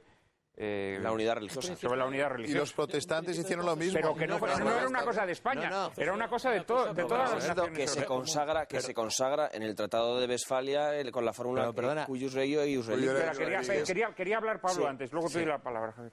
Con la Inquisición pasa también lo mismo que pasa con Catilina. Al final, quien escribe la historia es quien va a marcar qué imagen se tiene de ese personaje o de esa institución.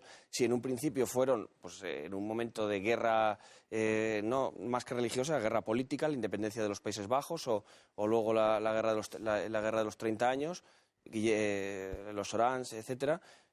Más tarde, en el siglo XVIII, van a ser los ilustrados en ese proceso de reforma intelectual europea que van a arremeter contra la Iglesia Católica y uno de los elementos a los que va a dirigir, de nuevo, el mito, va a ser la Inquisición como reflejo del oscurantismo y de la atrocidad que supone el catolicismo para la conformación de una sociedad. Es decir, de nuevo es el mito para formar una nueva sociedad. Lo que trae consigo incluso que la imagen de la Inquisición y la imagen de la España negra de la época de los Austrias se refleja, por ejemplo, en El Pozo y el Péndulo de Edgar Allan Poe o en La Tortura por la Esperanza de Villiers de l'Isle-Adam. Eso es lo único que tenemos que agradecerle a la leyenda negra, que haya habido esos textos. Los ilustrados, el liberalismo y luego la literatura romántica acuñan también ya esa imagen que es casi ya una imagen como de caricatura de la Inquisición, que está presente en toda la literatura gótica, en toda la literatura romántica y que llega así hasta nuestros días. Pero puesto que estamos en un programa para aclarar momentos históricos, sí que conviene aclarar en el nacimiento del Estado confesional el antes y el después. No son primero los católicos y los protestantes después, es justo al revés. Es justo al revés. Es decir, Lutero dice dos cosas. Una progre, lo del libre examen. Aquí todo el mundo puede interpretar las escrituras como quiera. Porque claro... Y desde entonces el Espíritu Santo empezó a decir unas paridas terroríficas. Espera. Cuando la gente pensó que el Espíritu Santo la iluminaba...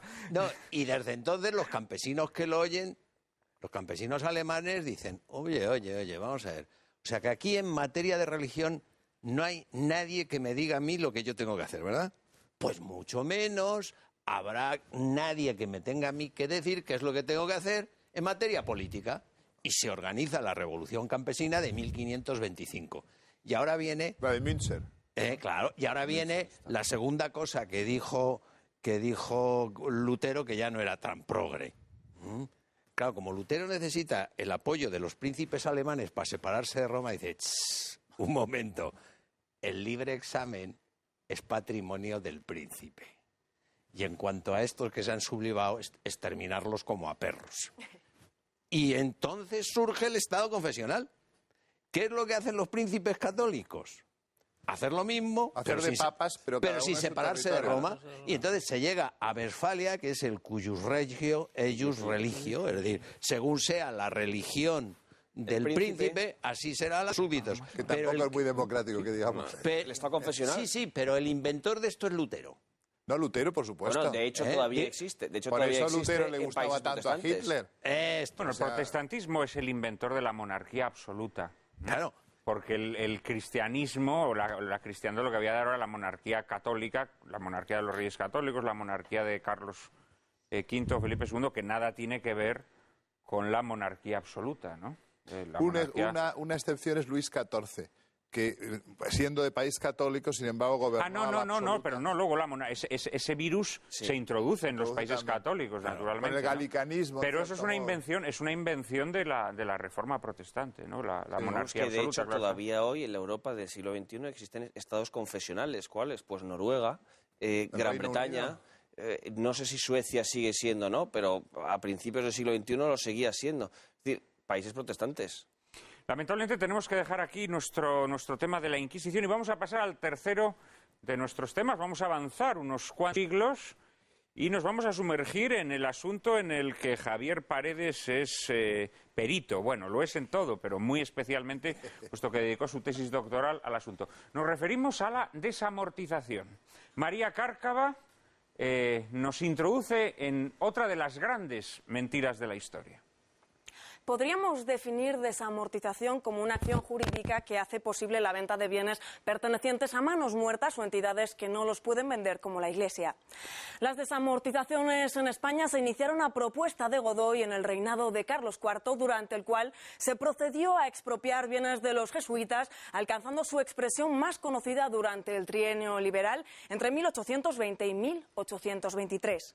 En la minoría de edad de Isabel, el ministro Juan Álvarez Mendizábal poseyó a la Iglesia de ingentes propiedades que fueron a parar a manos de oligarcas y grandes propietarios.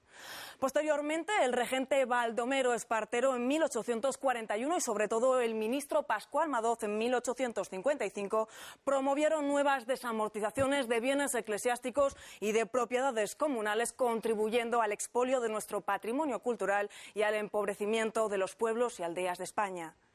De corte e inspiración liberal, las desamortizaciones pretendían, en su lectura más inocente y superficial, que el Estado hiciese caja, redujese su deuda y terminase con cualquier reminiscencia del periodo feudal. Pero haciendo una lectura más profunda, ¿qué pretendían estas desamortizaciones? ¿Cuáles fueron las motivaciones reales que las impulsaron? ¿Y cuál es el balance en la cuenta de resultados de las mismas? Queridísimo Javier Paredes, tienes la palabra. Muchas gracias. Pues la verdad es que no se puede hacer un resumen tan conciso y tan acertado en tan pocas palabras de un tema complicadísimo que Luis Alberto y yo pertenecemos a una generación en las que él se fue por la literatura y por la lengua, pero los que nos íbamos por la historia todos, ¿te acuerdas? Todos los de historia de la autónoma hacíamos desamortización de tesis doctoral. O sea, no eras nadie si no hacías una tesis sobre la desamortización, que son los años pues de Tomás y Valiente, y yo caí en eso sí, saliéndome un poco de la vereda, porque como entonces dominaba la historiografía marxista, yo dije que iba a hacer desamortización, pero una biografía del desamortizador, porque el sujeto de la historia era la persona y no ningún colectivo. Y yo quería saber quién era ese señor que nos salía continuamente desamortizando, que era Madoz. Porque, como muy bien ha dicho María, hay dos grandes desamortizadores. Mendizábal en el bienio 36-37 y Madoz en la mal llamada desamortización civil, como si solo hubiera desamortizado bienes civiles. Que la desamortización de Madoz del año 1855 fue también eclesiástica. Pero lo que ocurre es que introduce la novedad de meter los bienes de los ayuntamientos. hay dos palabrejas que yo creo que ilustran muy bien todo este proceso y que conviene entender y no confundirlas, como son la palabra desvinculación y desamortización. Es decir, durante siglos la sociedad del antiguo régimen, que es una sociedad funcional, te encarga una función y para eso tú tienes unos bienes.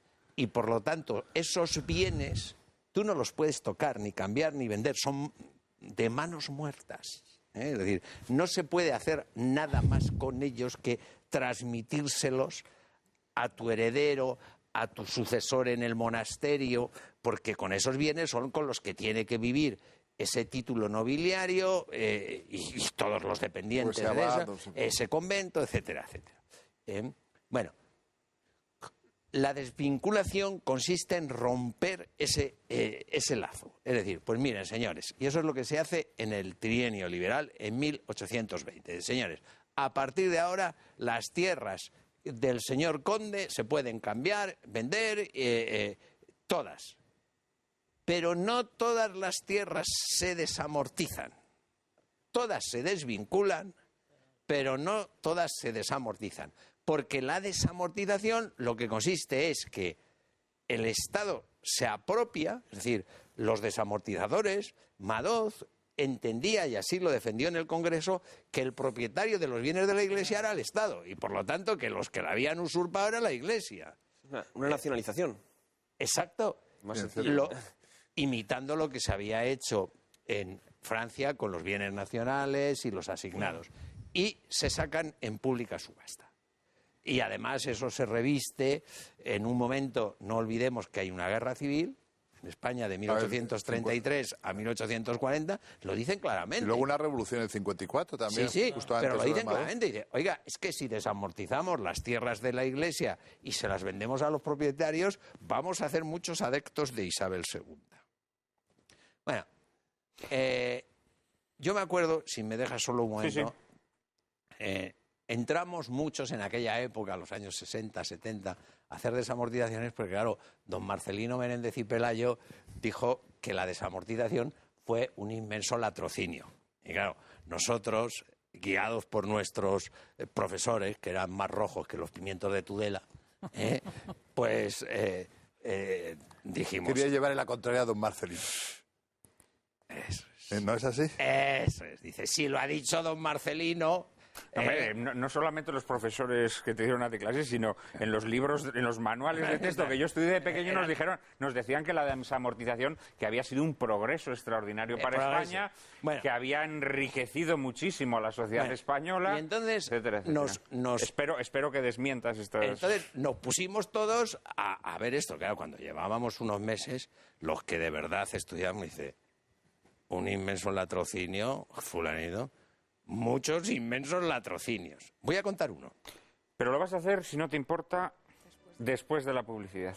En un minuto estamos nuevamente con ustedes y Javier Paredes nos va a seguir contando algunos de los aspectos de este gran latrocinio que fue la desamortización.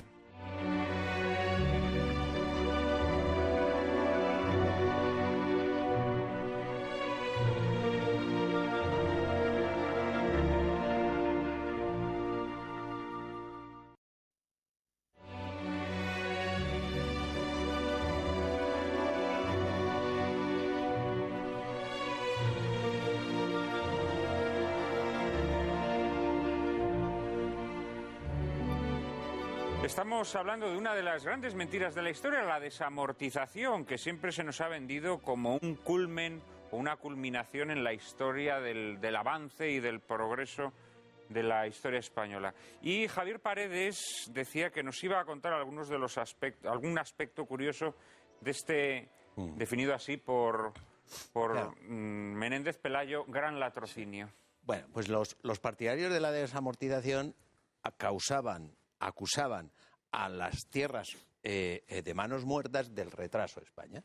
Por lo tanto, el día que eso se desamortice, pues se producirá la riqueza, porque España es inmensamente rica y ya verás tú aquí la que se va a organizar. Lo que no decían era que el Estado no tenía nada en las arcas. Y entonces, claro, el sistema era estupendo. O sea, tú le cogías las tierras a la Iglesia llegabas a la plaza pública, sacabas la primera tierra, a ver quién da más, y clink, clink, clink, clink, caja. O sea, cada tierra que tú subastabas, que no te costaba nada porque se la habías cogido pues a un convento o a una parroquia, pues hacías caja con ella. Claro, ¿qué es lo que ocurre? Pues que las tierras no es que produzcan lo mismo, es que a veces producen menos y sobre todo el régimen de los agricultores, a los que no se les revisaban los contratos desde tiempos inmemoriales, se endurece. Porque claro, el señor que compra tierras y que invierte quiere sacarle Son los rendimiento. plutócratas contra los que Catilina actuaba, precisamente. Y claro, les aprieta las tuercas y prueba de ello, tú fíjate qué casualidad, que el anarquismo en España es un fenómeno fundamentalmente agrario, no urbano. ¿Por qué? Pues porque los campesinos están muy enfadados con esos burgueses que han comprado tierras. ¿Y por qué compran tierras? Dice, porque son los que tienen dinero, pero el pobre aldeano que tiene una yunta de bueyes, ¿cómo va a ir a las subastas? Y más si no se subdividen. Ejemplo. Don Pascual Madoz, autor de La desamortización y biógrafo, que estaba empeñado en cargarse la Iglesia, de hecho es el promotor de la matanza de frailes en el año 35, al grito de que en el siglo de las luces son incompatibles los conventos. Después le salió una hija carmelita, después de morir. Eso suele ocurrir. O sea, fue la priora de Beas de Seguro. Bueno, pues Madoz, que era uno de los líderes del Partido Progresista, hace uno de los grandes negocios del siglo XIX con las quintas. Es decir, no había servicio la mili obligatoria, te sorteaban. Entonces él se inventa una cosa muy curiosa, estando en desacuerdo en el Congreso. En el Congreso él dice, señores, esto de las quintas, esto es para ricos, parece mentira, esto hay que acabar con ellos, hay que poner... Pero en el plan privado él hace una compañía de seguros, de manera que un matrimonio joven se casa, tiene el primer niño, va a la empresa de don Pascual Madoz, que estaba regida por honorables progresistas, se llamaba La Peninsular, y todos los meses pagaba su cuponcito. Para no ir a la mili. No, y a los 20 años, si al niño... Primero, si el niño vivía, que se morían muchos. Que había mucha mortalidad infantil. Pero si le tocaba la mili a los 20 años, La Peninsular iba y le redimía. Dice, aquí está. Y en uno de los folletos yo me encuentro un anuncio para las madres. Dice, ¿y cómo pueden tener ustedes seguridad que dentro de 20 años los dineritos que ustedes me dan mes a mes van a estar en efectivo para liberar a su hijo? Dice, no se preocupe. Dice, los invertimos en solares y terrenos.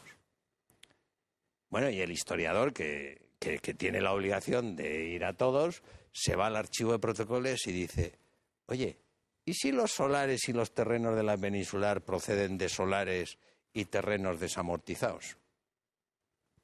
Tal cual. La Peninsular, aquí en Madrid, de Madoz, a las Descalzas Reales aquí les quitó medio huerto. Digo les quitó, porque claro, el método de la subasta es que si tú estabas interesado en una tierra, tú ibas y decías, sáqueme a subasta esta tierra y póngale el precio fijo. Claro, si después no iba nadie a la subasta, tú te quedabas con esa tierra a la que prácticamente habías puesto tú el precio de salida.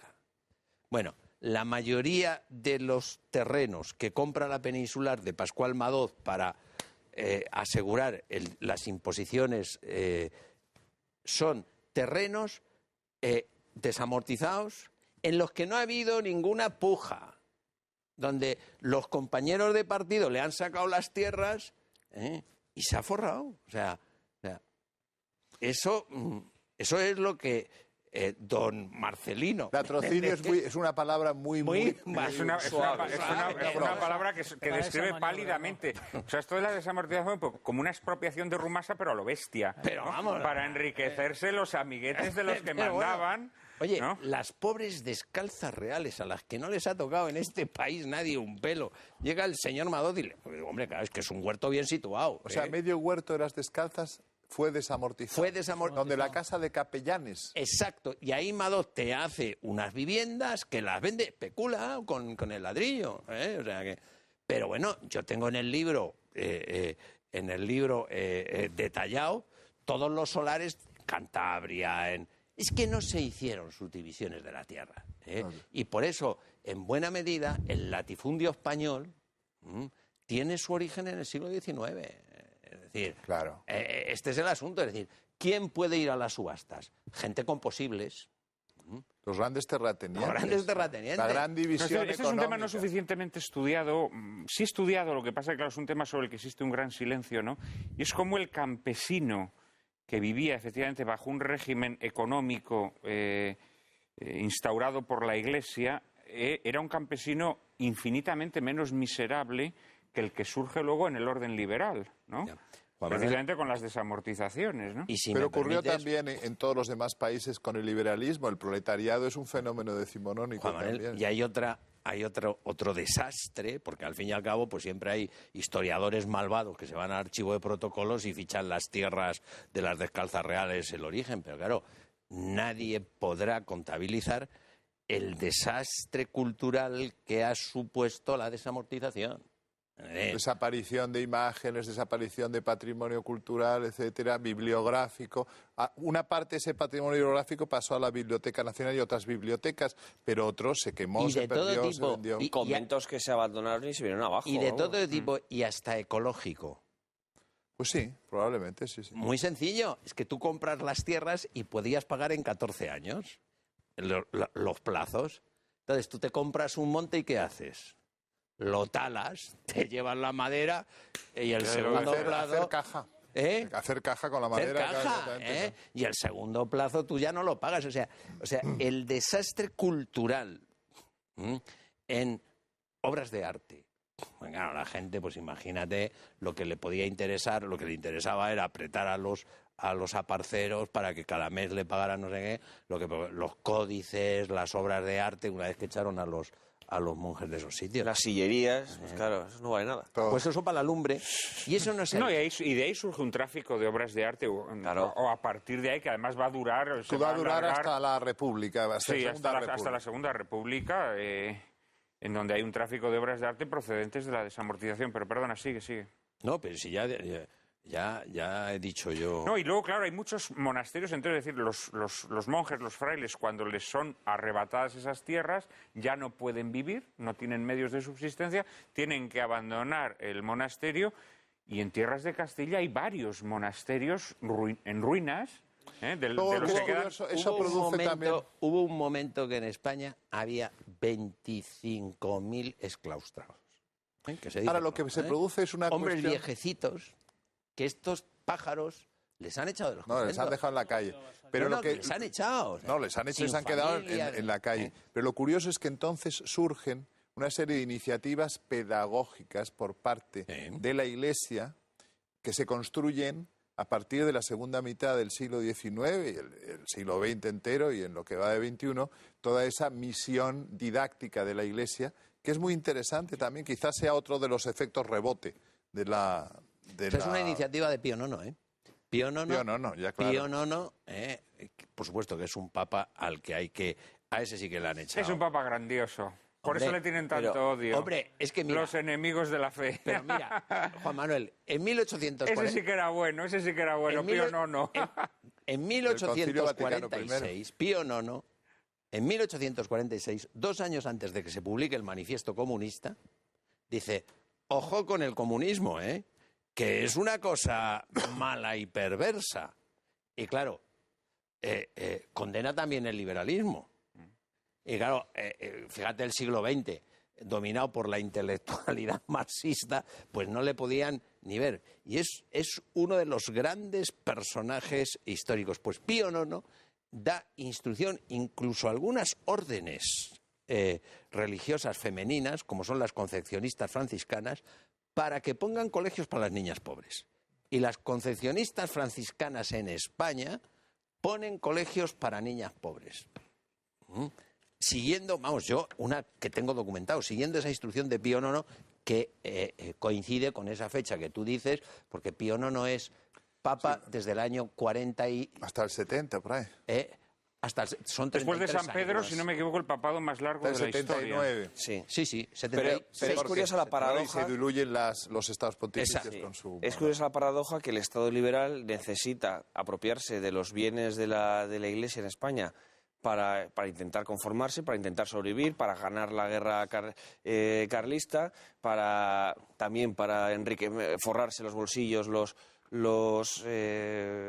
políticos de turno, y al mismo tiempo va a crear un enorme problema que se va a mantener a lo largo de todo el siglo XX. Es decir, bueno, que va a afectar a las relaciones entre la Iglesia y el Estado. Es decir, porque a partir de ese momento se necesita encontrar una fórmula para financiar todas las labores que realiza la Iglesia. Es decir, hasta ese momento la Iglesia era un estado de bienestar. Contenido social, además. Sí, era un estado de bienestar, una sociedad de bienestar paralela, se autoabastecía, los conventos eran autosuficientes. A partir de ese momento, el Estado a corto plazo resuelve o va a intentar resolver un problema, pero a medio o largo plazo se lo va a complicar. Bueno, el Estado liberal lo que pretende es convertir a la Iglesia en una especie de sociedad filantrópica, ¿no? Claro. Que es lo que denuncia Donoso Cortés y anticipa que será el fin de la Iglesia. El día que la Iglesia se olvide de las obras de misericordia espiritual y se dedique solo a las corporales, pues estará muerta, porque llegará el día que el Estado lo podrá hacer mejor que ella, ¿no? Habría que leer más a Pío IX, querido Javier, ¿no? Desde aquí, desde este programa, recomendamos la lectura del Silabus, por ejemplo. Pues le podemos dedicar un programa. Podríamos dedicarle un programa a Pío Oye, IX. Con todo el tema de la unificación italiana. Extraordinario personaje, interesantísimo, pero toda aquí la tenemos que postura que dejar, tiene con queridos Cavour. amigos, no podemos ahora meternos en Pío IX, más allá de recomendar a nuestros espectadores que lean sus encíclicas, que lean su magisterio pontificio, y vamos a pasar a la última de las mentiras de la historia que vamos a analizar en este programa de Lágrimas en la lluvia. ¿Fue la Segunda República ese paraíso de la democracia del que siempre se nos habla? María Cárcava nos introduce en el asunto. Conocemos como Segunda República el periodo de la historia de España que comenzaba en abril de 1931 con el exilio voluntario de Alfonso XIII y finalizaba con el trágico estallido de la Guerra Civil. Constantemente se nos bombardea con la retahíla interminable de sus conquistas y logros democráticos, que parecen ser tantos que incluso hoy, 80 años después, no son pocas las voces que se alzan para que se impulse una tercera. La historia oficial se empeña en reivindicar el legado democrático, los logros sociales y las tendencias modernizantes de la Segunda República, pero la realidad parece ser muy distinta. El advenimiento de la República, tras unas elecciones municipales ganadas por las candidaturas monárquicas, no puede decirse, desde luego, que fuera un dechado de ortodoxia democrática. Episodios como la quema de conventos ya en 1931 o la matanza de casas viejas en 1933 tampoco parecen ser primores de democracia. Y tras la victoria de la CEDA en las elecciones de noviembre de 1933, el socialista Indalecio Prieto amenazó: en caso de que las derechas sean llamadas al poder, el Partido Socialista contrae el compromiso de desencadenar la revolución. Amenaza que, por cierto, cumplió a rajatabla con la Revolución de Octubre de 1934, en la que estuvieron involucrados notorios políticos republicanos, empezando por el propio Prieto. A Pablo Hispán le preguntamos esta tarde: ¿fue la Segunda República un verdadero régimen democrático? Pablo. Creo que la propia película que hemos visto esta tarde nos ayuda a responder esa pregunta. Hay un momento al comienzo de la misma en la que James Stewart afirma que el tren ha traído a esta ciudad la modernidad, y la modernidad son iglesias y escuelas. Esa imagen, esa idea, sería todo lo contrario a lo que un modernizador español diría en 1931. Si queremos modernizar España, lo que tenemos que hacer es eliminar el papel de la Iglesia de la vida social. Y eso es lo que se va a intentar a través de la Constitución republicana. Esa oportunidad que pudo ser para la concordia, para establecer un texto en el cual cupiesen todos los españoles la diversidad de tendencias que existía en el país, pues ante una coyuntura política determinada en abril del 31, cuando se había descompuesto el régimen de la monarquía con la salida de Alfonso XIII, lo que se utilizó fue para imponer una religión política, en este caso laicista, desde el Estado,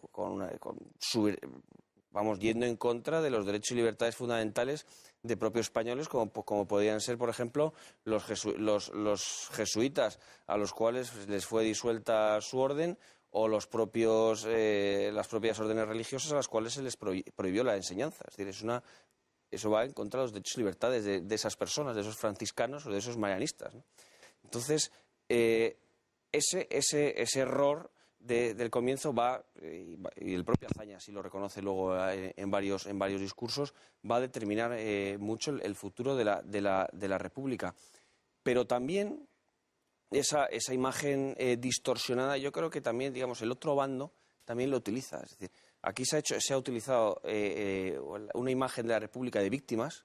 La gente de izquierdas para decir fuimos víctimas de un golpe militar que existió, y los católicos para decir fuimos víctimas y aquí hubo 7.000 curas asesinados.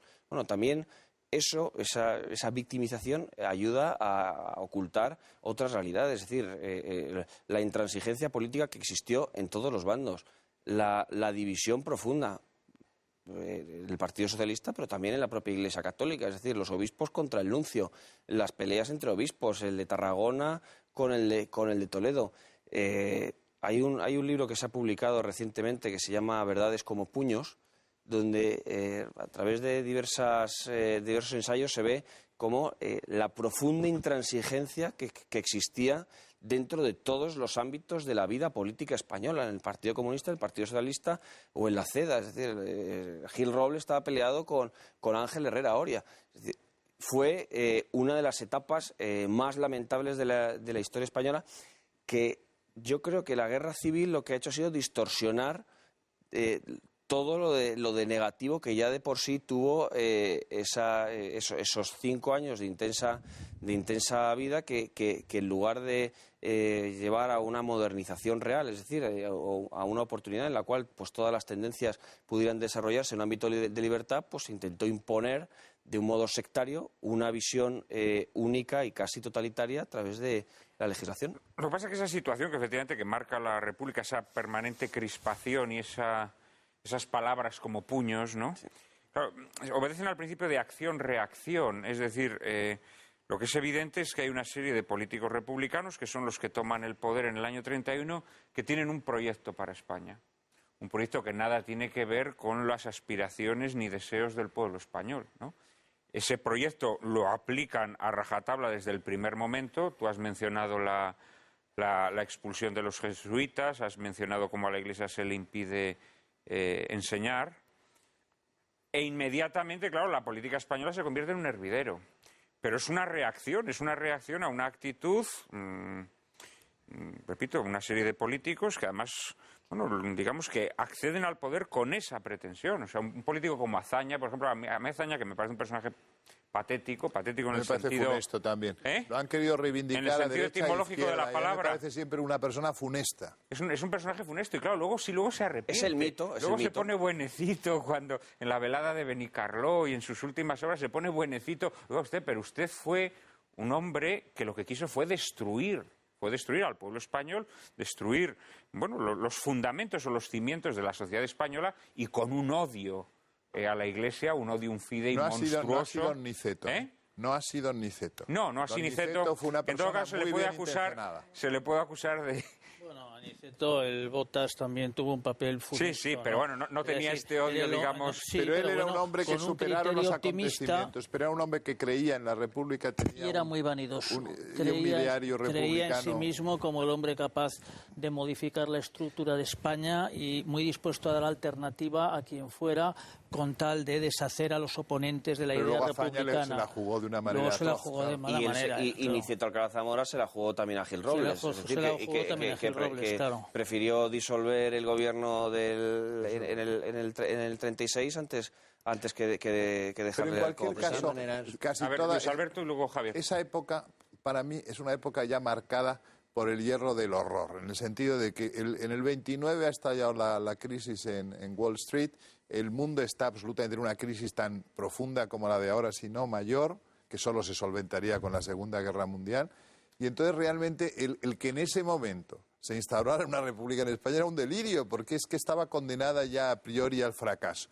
porque evidentemente no había momento, no había tiempo, no era la situación como para democracias y para liberalismos. En el fondo, lo que se estaban jugando en el terreno universal las cosas era en el terreno de los totalitarismos, de izquierda o de derechas. Entonces, a la República realmente, yo no sé, habría alguno bien intencionado, pocos, pero habría alguno, y evidentemente dejaron de estarlo cuando vieron que es que no se podía construir algo mínimamente decente en un mundo como este. Un elemento también fundamental para entender la situación inhabitable que se empieza a vivir en España en cuanto queda instaurada la República, o al poco tiempo de ser instaurada la República, es la adscripción masónica de muchos de los principales políticos republicanos que tienen, como dije antes, un proyecto muy claramente marcado, que es la destrucción de la Iglesia, ¿no? Y de la sociedad católica, digamos así, Javier. Sí que conviene, yo entiendo aquí que con las prisas y el poco tiempo no se puede ser muy preciso, y claro,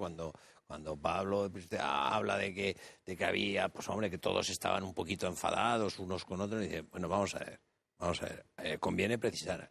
Cuando se proclama la República, la Iglesia, en sus representantes oficiales, nada dicen en contra de esa proclamación, ¿eh? O sea, ese es un primer punto, es decir, no hay obispos ni desde el Vaticano que digan, bueno, pues no parece muy mal que hayan... Mira, nosotros estamos... Dice, claro, el problema es que cuando te empiezan a quemar iglesias y te empiezan a matar gente, hombre, claro, es que... Ya en el año 31... Pero es que el 14 de abril había una ilusión colectiva, yo creo, con la República, que enseguida desaparece. Es que hay un dato que conviene recordar. Que conviene recordar, y claro, cuando tú hablas de que hay un proyecto, dices, toma, un proyecto no, un proyectazo, porque es que se produce la mayor persecución contra la Iglesia Católica de todos los siglos aquí en España. O sea, es decir, eso no es que estaban enfadados en un barrio y mataron una serie, no. Es que los dirigentes de los partidos comunistas en Valencia dicen, mire ustedes, aquí en Valencia no se puede decir misa, pues no me hemos dejado ni un altar. Porque se produce una persecución como nunca la ha habido en la Iglesia Católica, no solo contra las personas, sino también contra las cosas. O sea que dentro de los enfados hay distintos grados. Y claro, oye, es que aquí se mata a 14 obispos, a 1 de cada 7 religiosos y a 1 de cada 10 sacerdotes seculares, ¿no? O sea, mucho más que diezmar a la gente, ¿no? En sacerdotes incluyes también monjas, ¿no? O sea, no, las monjas aparte. Las monjas aparte. No, monjas menos, también hubo, creo que eran unas 300, 400... o sea, más hombres, claro, mujeres perdonaban más la vida, ¿no? Sí. Entre otras cosas porque era mucho más fácil que se escapasen. Porque eran menos conocidas, estaban en los conventos de clausura. Tú te ibas y nadie las conocía a la cara. Pero claro, al cura del pueblo le conocía a todo el mundo. Claro. Y además llevaba la tonsura. No, hombre, y porque fíjate, pese a todo, pese a aquellas hordas sedientas de sangre, en el fondo de sus entrañas, muy en el fondo de sus entrañas, en ese fondo que quedó resguardado de la destrucción que estas ideologías causaron en esas almas, eran españoles, y el español tiene cierta gallardía hacia la mujer, ¿no? Eso es verdad, tiene razón. Tiene cierta gallardía hacia la mujer, que hoy en día eso lo llaman machismo, ¿no? Sí, es verdad. A la cortesía que el hombre debe a la mujer la llaman machismo, pero indudablemente eso salvó a muchas monjas. Sí. Eso salvó a muchas monjas. Excepto esa cortesía, excepto en la JMJ, cuando se metían aquellos individuos desaforados. Bueno, pero es que también son alimañas que han sido arrasadas por las ideologías, ¿no? Andrés, querías hablar. La Segunda República lo que pasa es que tuvo una pretensión tremebunda, que fue la de concebir el Estado español en unos términos de sociedad laica. Es decir, decidió hacer de alguna manera tabla rasa sistemáticamente de lo que era la realidad española, que era una realidad fundamentalmente creyente, la de los españoles. Es verdad que sometida a lo largo del siglo XIX y la primera tercio del siglo XX de una enorme presión externa e interna tendente a quebrar los fundamentos de esa sociedad religiosa. Y en ese momento crítico, la Segunda República se hizo un planteamiento laicista radical que va a tener unas pésimas consecuencias porque va a operar con unos principios ideológicos que van a ser ajenos al cristianismo, con un criterio laico agresivo y que va a hacerlo oponiéndose a lo que eran las bases efectivas reales de la sociedad, en virtud de una vocación de ingeniería política y social verdaderamente desaforada en el fondo, aunque se quisiera presentar de esa manera. El país estaba, buena parte de él, cansado ante lo que había sido la historia del primer tercio del siglo XX español y finalmente pues va a asumir aquel proyecto de la República con un entusiasmo que en el fondo no era más que un entusiasmo epidérmico, no fue finalmente un entusiasmo radical, ¿no?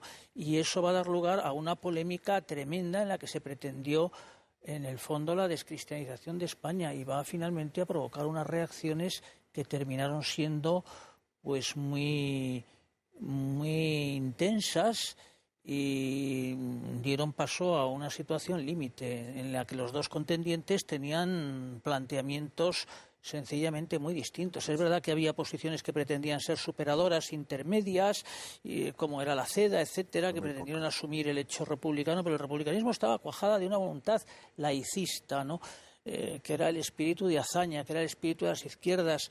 Y ese espíritu y esa vocación va a chocar frontalmente con lo que los españoles querían. Como ha dicho Luis Alberto, en el peor momento posible de todo el siglo XX, es decir, Claro. justo después del crack del 29, en el momento de auge de los totalitarismos, se intenta imponer un proceso modernizador de corte laicista, es decir, modernizar no digo en el sentido positivo, sino creían que cómo se modernizaba la sociedad española, no con iglesias y escuelas, sino eliminando a la Iglesia católica de cualquier aspecto de la vida social, ¿no? Entonces, eso va, además de lo injusto que es, lo que va a hacer es levantar una profunda reacción. Pero yo creo que el drama es que esa reacción no es, la propuesta de esa reacción no es hay que integrar de otra manera, sino no, vamos a imponer de modo unilateral lo contrario, que yo creo que los asesinatos ese holocausto, que yo creo que realmente también es un holocausto de católicos durante la guerra civil, va a ocultar otros dramas y otros problemas y otras debilidades que van a existir, que existieron durante esos 5 años de intensísima vida política en el ámbito de la CEDA, de las derechas, de los católicos, como queramos denominarlo, ¿no? O sea, ese mito de la Segunda República como anticatólica, que lo fue, porque los mitos no quieren decir que sean mentiras, sino son... al revés, son discursos verdaderos, el mitos griego. Exactamente. Pero esa república anticatólica, o por el otro lado, ese fin ese dramático final de la república por la insubordinación de los militares, ¿no? Pues ayuda a ocultar todo un drama interno real, que es realmente lo útil, como tú decías al principio. ¿La historia para qué sirve? ¿Para hacer mitos, para construir naciones o para realmente saber las decisiones libres de los hombres en las circunstancias que tomaron para que nos sirvan a nosotros para aprender? Y luego hay una cosa es claro que se ha logrado ocultar, ¿no? Y es que la inmensa mayoría de la izquierda en esos momentos no es democrática, es decir, la izquierda cree absolutamente en la revolución. Es que tuvieron su opción, opción de hacer una república realmente democrática en abril del 31 y lo que fueron fue a imponer una visión única de la sociedad y del Estado. En general, la izquierda española no es muy democrática, desde siempre.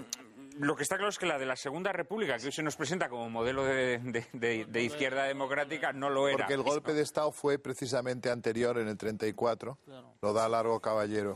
Y además, Javier, habías levantado la mano. Más. No solo no es democrática, sino que además de un nivel intelectual bajísimo. Es decir, hasta Raymond Carr o Eric Hobsbawm critican profundamente la nimiedad intelectual de la escuela del krausismo, que es como el gran referente intelectual de la modernización de la izquierda española. Bueno, pues dicen es que es una cosa propia de un balcánica. filósofo de tercera, Krauss. Sí, balcánica. Es decir, que se estén inspirados en esta gente, en este tipo para hacer la modernización en España. Esto es una cosa balcánica, que es la expresión que Azaña, utiliza. que es otro de los grandes mitos, en realidad, aunque era un escritor de alguna manera brillante y un orador colorístico, pero carecía completamente de ninguna clase de hondura intelectual.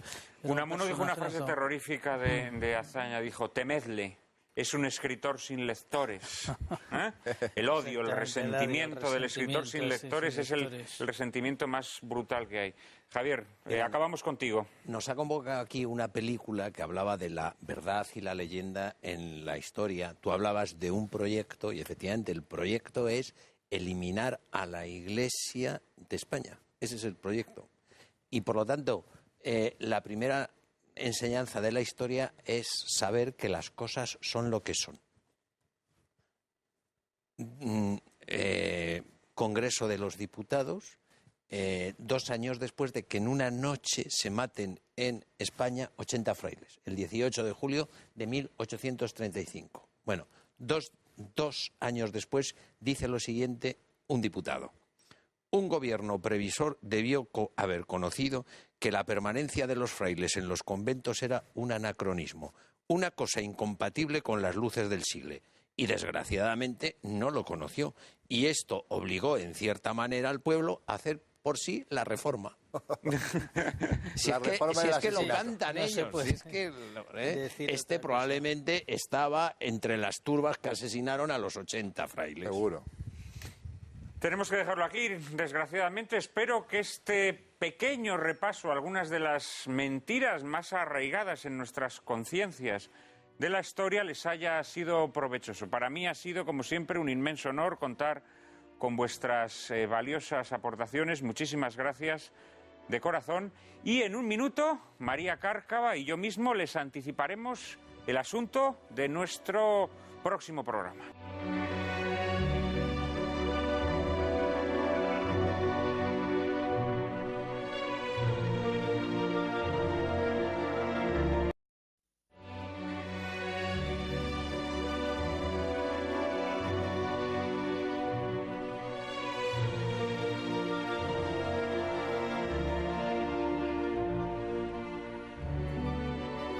Pues en esta primera entrega de Lágrimas en la lluvia hemos tratado de acercarnos a algunas de las mentiras más sonadas de la historia. Para el segundo, que se emitirá el 11 de septiembre, coincidiendo con la Diada, hemos preparado un programa dedicado a Cataluña en el que tendremos ocasión de analizar a la luz de la historia algunas de las reivindicaciones del nacionalismo catalán. E ilustraremos nuestro coloquio con Companys, Proceso a Cataluña, película dirigida en 1979 por Josep Maria Forn y protagonizada, entre otros, por Luis Iriondo, Agustín González y Xavier Elorriaga, en la que se narran en torno militante las circunstancias que precedieron al fusilamiento de Lluís Companys, líder de Esquerra Republicana de Cataluña y presidente de la Generalitat de Cataluña en tiempos de la Segunda República.